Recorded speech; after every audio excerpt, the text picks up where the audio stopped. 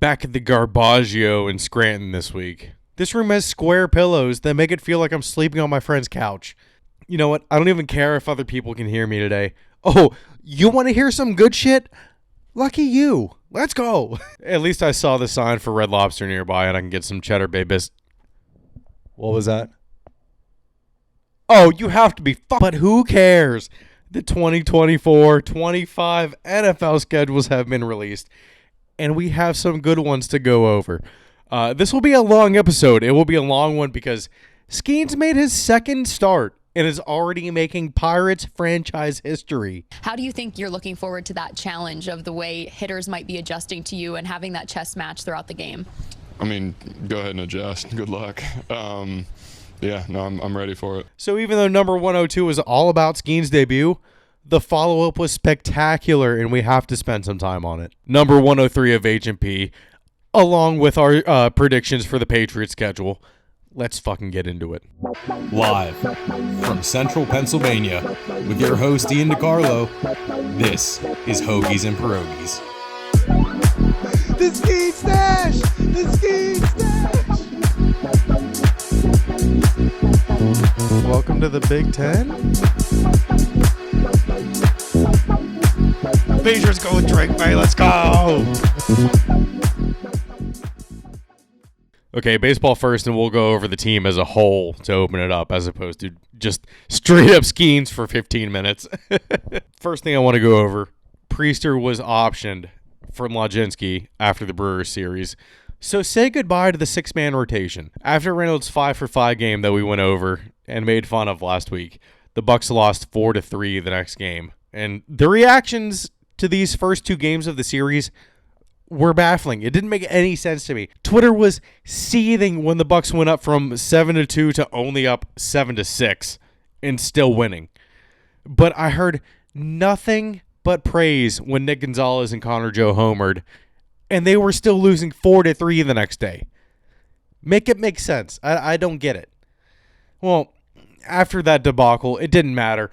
Martin Perez did not have a bounce-back start like I said I hoped he would, and the Pirates got blown out 10-2 to lose the series to the Brewers. They sat at 19-25 after that series. Man, I'll tell you what, I really don't like facing the Cubs and basically having the Cubs, the Brewers, and the Cubs. I hate having that. But, dude, Jared Jones is impressing me more and more as the season goes on. He strikes out 7 with no walks in 6 innings. And the way he did it took balls. Alex Stumpf put it well.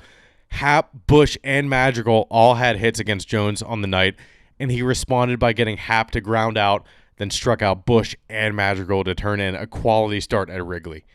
Shoved is right. 5 of his first 9 starts have come with 7 strikeouts and 0 walks. He will live and die by pounding the zone. The home runs are going to happen. As long as he can limit it to just solo home runs, he'll be totally fine. When it builds up and players start to get on base against him, and then he allows those home runs, that's when it becomes a problem. Like with Ronzi, who got traded last week for cash considerations to the Angels. So good luck, Ronzi. There will be no more Ronzi Day, no more Ronzi with his big-ass hands holding a stuffed Pikachu doll. Oh, well. Good riddance. We don't need that. We don't need that inconsistency. Thank God I took a vacation day on Friday after our graduation, because Skenes' second start was at 2:20 for free on MLB.TV. Let's go. Listen, it was super shitty that this was his draw, getting a lefty-heavy Cubs lineup and back-to-back starts to begin his MLB career.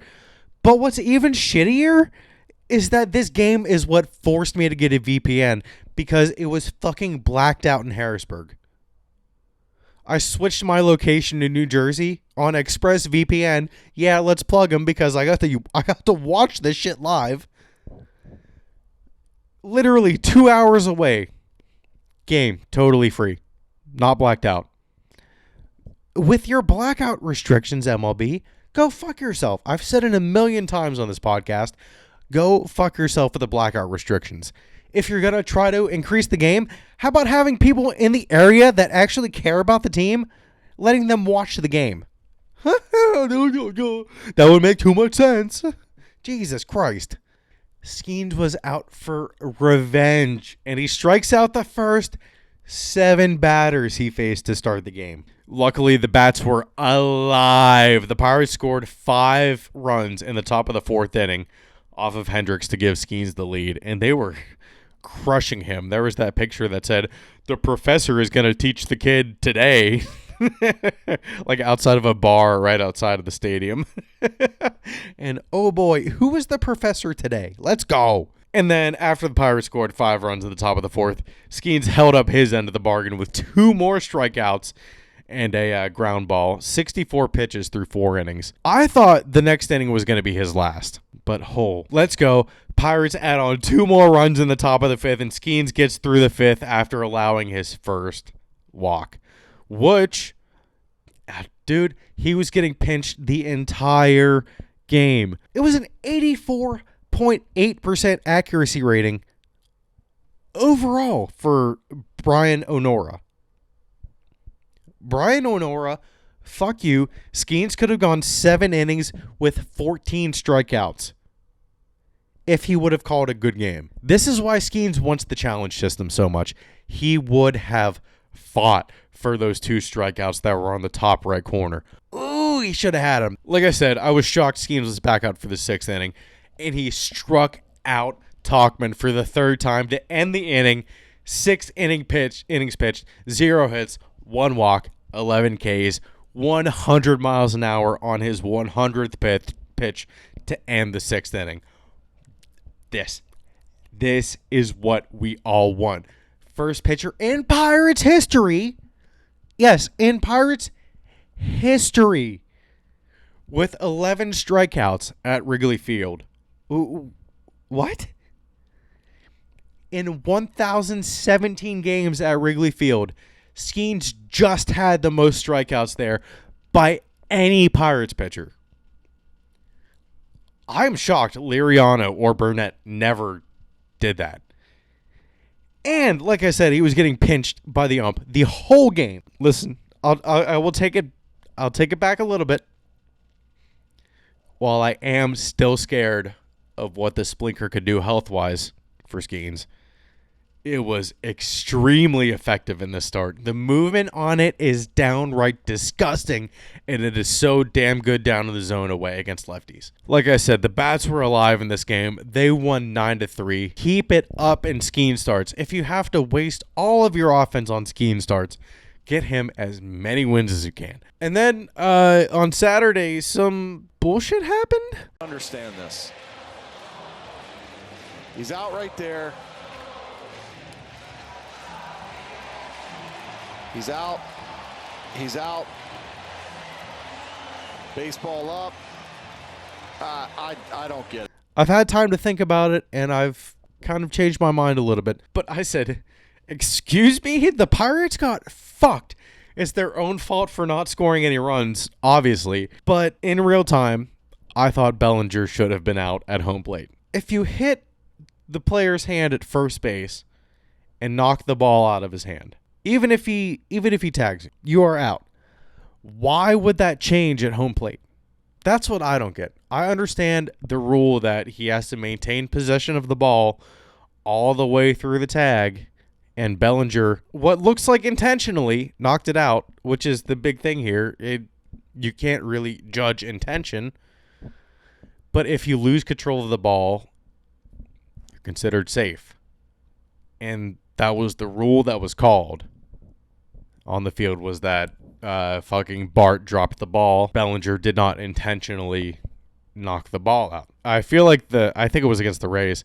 I feel like the Rays, when Aaron Judge, we went over it, Aaron Judge knocked down the ball out of midair. I feel like it's the same kind of thing. It was just, he obviously tagged his foot. Now, I don't know. It looked like, this is the thing. It looked like Bart had the baseball in his hand and not in his glove the whole time. If he would have had the ball in his glove, I think he would have been out. But it looked like Bart was holding the ball in his hand the whole time.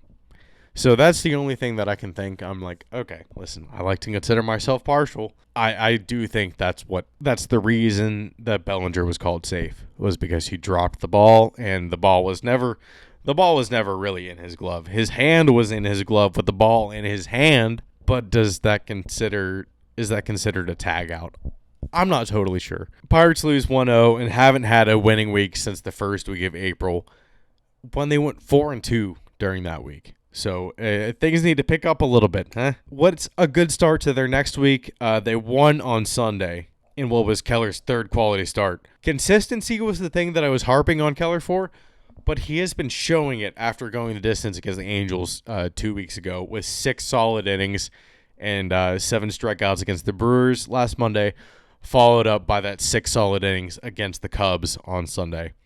He is 3-0 with a 1.29 ERA in May so far. That was a great win, and it felt like they were on the right path until tonight, Tuesday night, against the Giants, where Cruz went from the shade to the sun and dropped a fly ball, a pretty easy fly ball, allowing 2 runners to score for the Giants, and they were down 2-0 at that point. But then he hit a 120.4 mile per hour single, the hardest hit ball this year for any player, that resulted in getting back 1 run. The last I checked, it was 2-1. We'll check back in at the end of the episode if I remember. We have a lot of stuff to go over. The last thing I wanted to go over for baseball, this is insane to me, and we have to keep track of this throughout the season. Elly De La Cruz is on pace for 110 stolen bases, going 4 for 4 on attempts to reach 30 on May 16th. But, dude, Ricky Henderson had to have had around or the same amount that Elly De La Cruz had at this point in the season, because he finished with 130 stolen bases, the MLB record. That may honestly be up there with the most unbreakable records in sports. If De La Cruz is only on pace to get 110 right now, and you know he's going to slow down, it's May 21st right now. How? 130 is insane. Oh, God, we still have a lot to go over. Okay, let's move on to some college football here. Does not pertain to the actual game itself, but this is a fucking game itself. July 19th, official release date for College Football 25. Oh my God, the trailer dropped last Friday, the 17th, and it looks so good. It recreated different scenes that were in the old game, and they look crisp. So crisp. Oh, so good. It gave me chills. But there's already college football points, and that scares me. You get like 4,600 bonus points if you pre-order it, and 3-day early access. This might be filled with microtransactions, and I even said, but how would they do that? I'm almost certain no one wants to play an Ultimate Team mode for college football. But guess what? There's an Ultimate Team mode for college football when everyone just wants to start a franchise. That's it. The points will probably also double as NIL money in the franchise mode, if I had to guess. Okay, we're going to get into schedules here, but the first schedule that I want to go over is Penn State's schedule. I'm pretty sure that I knew this, and I'm pretty sure that it was mentioned to me, but Penn State is not playing Michigan this year. I repeat, they are not playing Michigan this year. Let's go. They do have Ohio State and then Washington back-to-back, but they're both at home, so fuck yes. Neither have high hopes this year, so listen, I'm hoping that they're both overrated and Penn State beats them both to give them a huge rankings boost. I mean, there should be almost no reason Washington is ranked highly at all this year. Penix, Odunze's gone, Polk's gone, McMillan's gone. They lost all their receivers. A lot of their guys transferred after DeBoer left ship for Alabama. And I do think they're going to do like a swap between Ohio State and Michigan every year. So at least they'll have a $700 million renovated stadium before the 2027 year for OSU and Michigan to swap beating their asses. Okay, this is the big one that we have all been waiting for. Their schedules got released last Wednesday, but they came out too late for me to go over them to get an episode out last week. Let's fucking do this. You want to start out with a controversial one? Let's do this. Instead of completing the third act of the anime schedule saga, the Chargers try to appease to white women in their early 30s that say they play video games by making it Sims themed. to appease to all their other, newly appointed Taylor Swift fans. And it fucking worked. They cannot miss. This was the big takeaway from this. I had to look up the Butker cooking reference. And listen, I have almost zero problem with what he said. If that's how his wife chooses to live her life, and they are a happy and fulfilled family, I have zero issues. Now, what people are leaving out from the clip that went viral is he said the same thing about himself, that he has leaned into being a father and a husband more, and that has made his life better. That doesn't mean he's going to stop kicking for the Chiefs or that he didn't find fulfillment in doing that. He's basically saying that leading a life to climb up the corporate ladder is hollow compared to the responsibilities of being a wife and a mother, or being a spouse and a parent, more specifically. He's not just referring to women in this sense. He himself referred to him in this light. Is it antiquated? Sure, yeah. But the sentiment, I think, still rings true that, yeah, having a two-parent household helps a little bit more than, okay, hold up. Whoa. And listen, that's the thing. If you hear something that you're not meant to be the audience for, you can pick it apart endlessly. This was not for the internet to see. This was for the 2024 graduating class of Benedictine College, for God's sake. 99.9% of that audience agrees with him. And listen, hey, I thought what Kaepernick was doing was fine too. I had no issue with it. So don't go calling me a hypocrite. What Eddie Vedder said about it was very funny, though. There's nothing more masculine than a strong man supporting a strong woman. The irony was that the football player, kicker, you see, the kicker doesn't have the pads because he doesn't tackle anybody or get tackled. But he started telling men, don't forget to puff up your chest and be more masculine. Don't lose your masculinity. The irony was that when first was saying that, he looked like such a fucking pussy. Back to the schedules. Sticking on that early 2000s theme, the Falcons dropped an NFL street-style video that reminded me of the Californication music video when they turned into video game characters. We're going to do our only live reaction. I have not watched this yet. The Titans bring back the Guess the Logo game to people that know nothing about football. So let's look this up here, and I'm going to do a live reaction to it like we did last year when I did it with RJ. Hey guys, Red Stallion Girl. I'm here back on Broadway.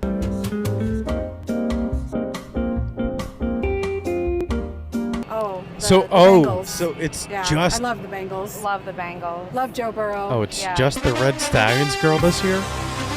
They peaked in 1970. And Over the cheese. Okay. Okay, so Alex Earl's boyfriend. Wait, what? That's the Dallas Cowboys. That's Dak Prescott. I wouldn't want to be a table around him. Like, he will go on fourth every time. He just don't care. Like, he's like me if I play the NFL on my phone. I know that they used to kick the Super Bowl's ass for a consecutive, maybe 3 to 4 years. All right, I'm going to pause it here. Brady. And then Wait, okay, so they're not...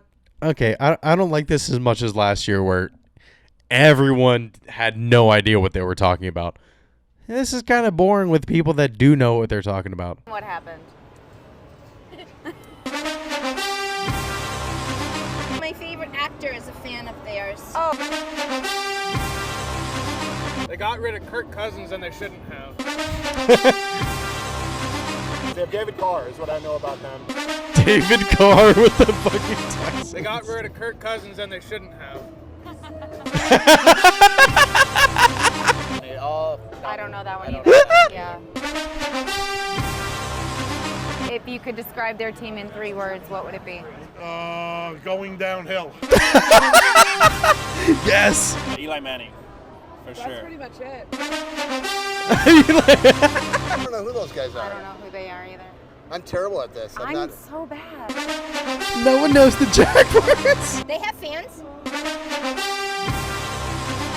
I love the Titans. I do too. Best team in the AFC South. We're from Tennessee, me and him, so hey, go Titans. They've been really good lately. I like your quarterback. Their fan base is awesome. Good fan base. If you were here for the draft, this place was like Times Square on New Year's Eve. After the first 5 weeks or so, or whenever I paused it, it heated up a little bit. It definitely did. They got really funny. They shouldn't have got rid of Kirk Cousins. Oh, that was actually, yeah, that was pretty good at the end there. Another one that I actually really liked was the Dolphins release because it had to be the first idea brainstormed, and they ran with it.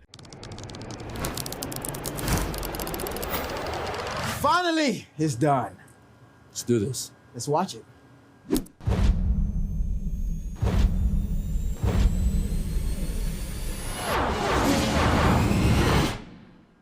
It's perfect.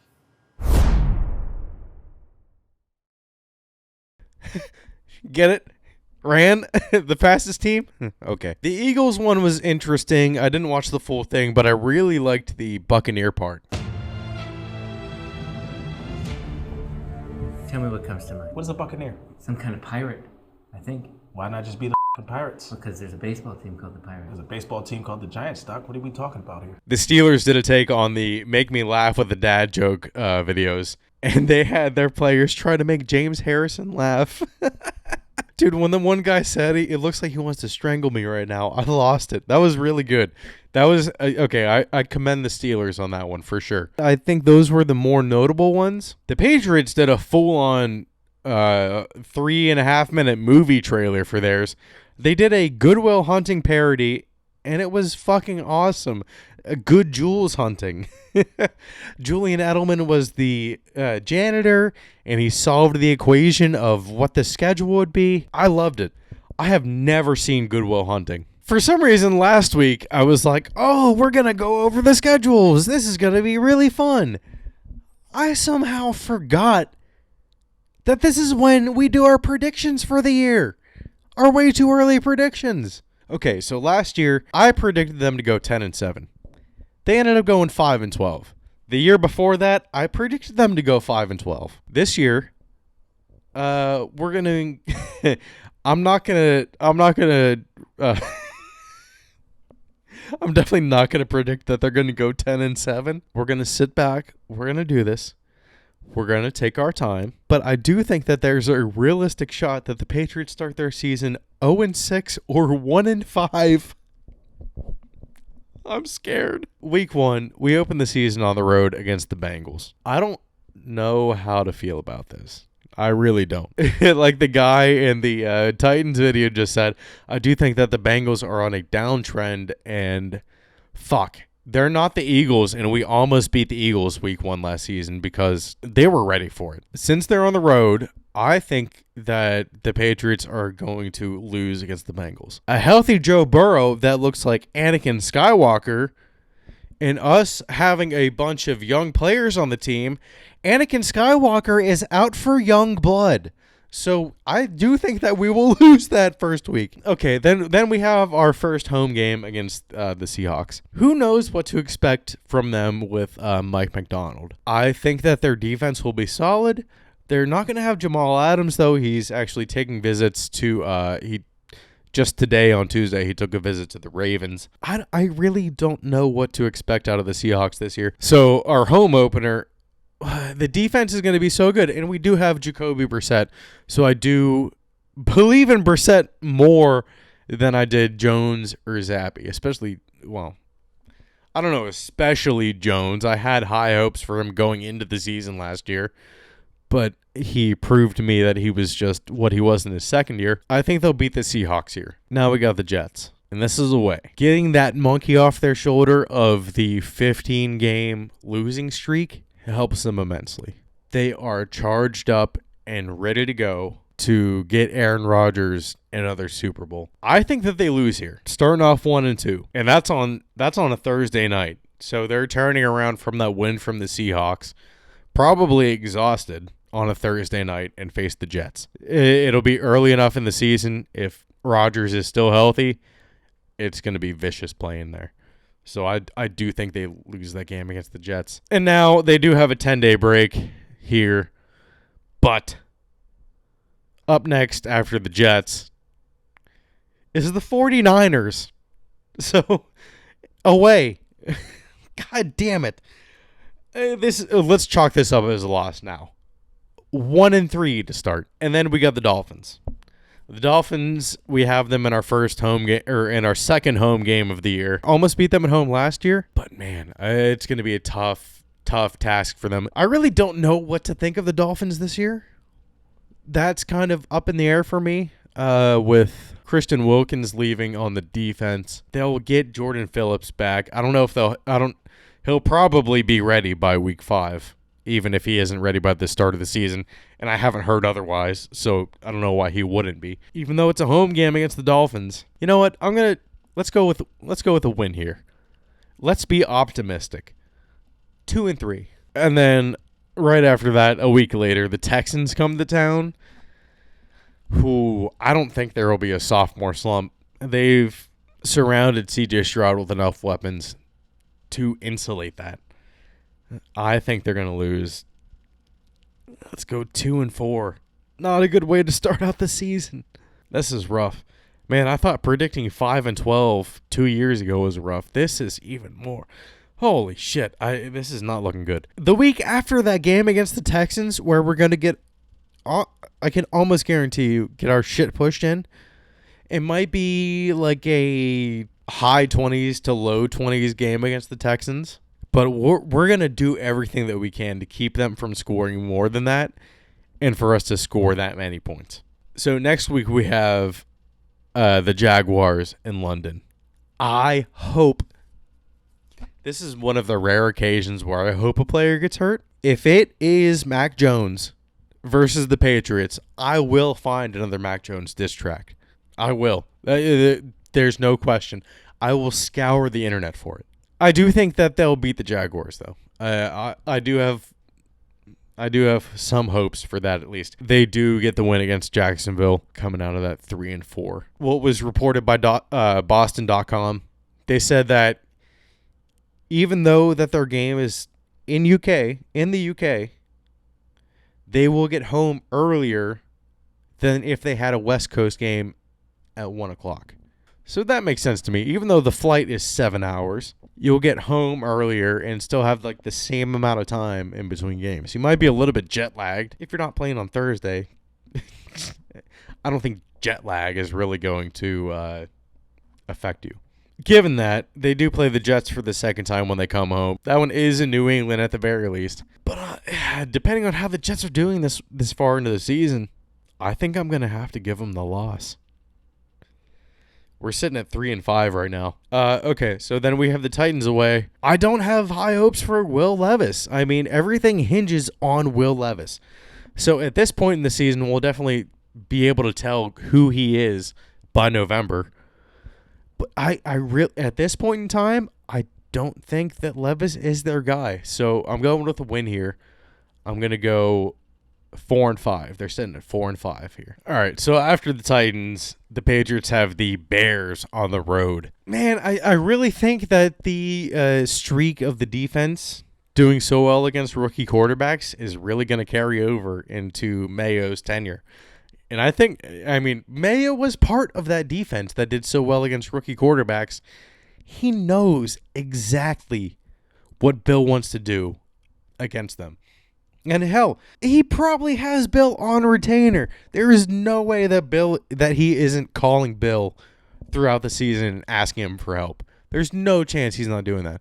So I think they get the win here, and I think they come back to 500, and they're sitting at 5-5 right now. Then they have the Rams at home the next week. I do think that the Rams are good enough. I think the Patriots will struggle against the more veteran teams. So the Rams with a strong defensive line, even after Aaron Donald is gone, I think that the Rams will win. I think they're going to sit at 5-6. Then they go down to Miami. This is scary. I don't want any part of this. I'm just going to count this as a loss too. Right now they're sitting at 5-7. All right, then they have the Colts at home on December 1st.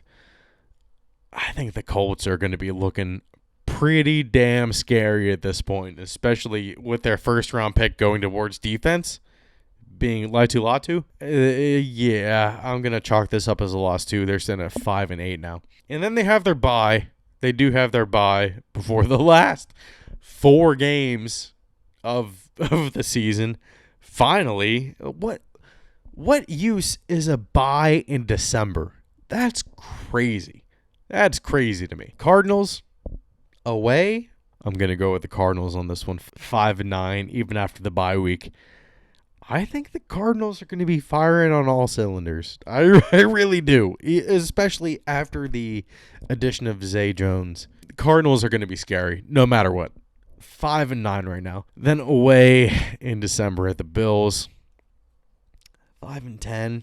So we're already back in the same situation as last year. Are the Chargers going to turn it around? This is at home, but it's a to be determined time. They got blanked by the Chargers, even though they won, 6-0 last year. I think the offense should be able to score a little bit more points, especially if Drake May is doing well and is under center this year at this point in time. I'm scared to give them the win. The middle part of the season, I think they'll do well. The first part and the last part, it's not going to be so pretty. I'm going to say this is a loss, and they're sitting at 5-11. And then they got the Bills at home. The Bills don't seem to be too worried about the loss of Stephon Diggs. 5-12. I'm predicting 5-12 for this. Oh, man. For the second time in 3 years, if they go 5-12. Ooh, man. We need an offensive lineman. And Strange, it has just turned out, will probably not be ready by the beginning of the season. So no wonder why they drafted the guy out of Oklahoma or out of Texas A&M. I really don't know what to be expecting next year. But my guess is 5-12.